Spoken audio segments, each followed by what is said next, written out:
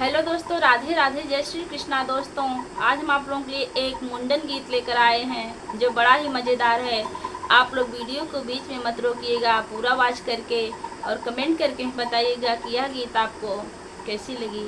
और आप लोग के प्यारे प्यारे कमेंट का इंतज़ार हमें बेसब्री से रहता है। आप लोग कमेंट ज़रूर कीजिएगा।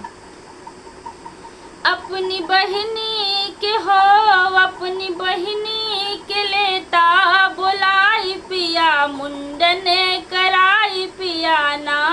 अपनी बहिनी के हो, अपनी बहिनी के लेता बुलाई पिया, मुंडन कराई पिया ना।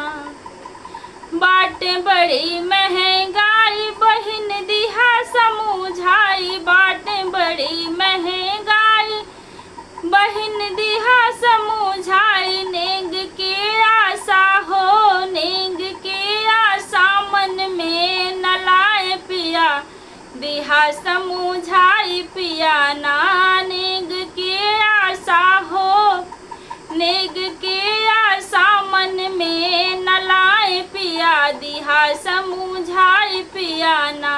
अपनी बहिनी के हो, अपनी बहिनी के दिहा बुलाई पिया, मुंडन कराई पिया ना। मुंडन देखी है भतीज कुछ मंगी है न चीज, मुंडन देखी है भतीज कुछ मंगी है न चीज। जवन हमरे होई हो, जवन हमरे होई उहे दिहा जाई पिया, मुंडन कराई पिया ना।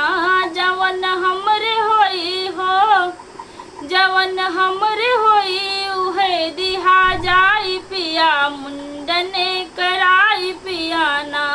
अपनी बहिनी के हो, अपनी बहिनी के लेता बुलाई पिया, मुंडन कराई पिया ना।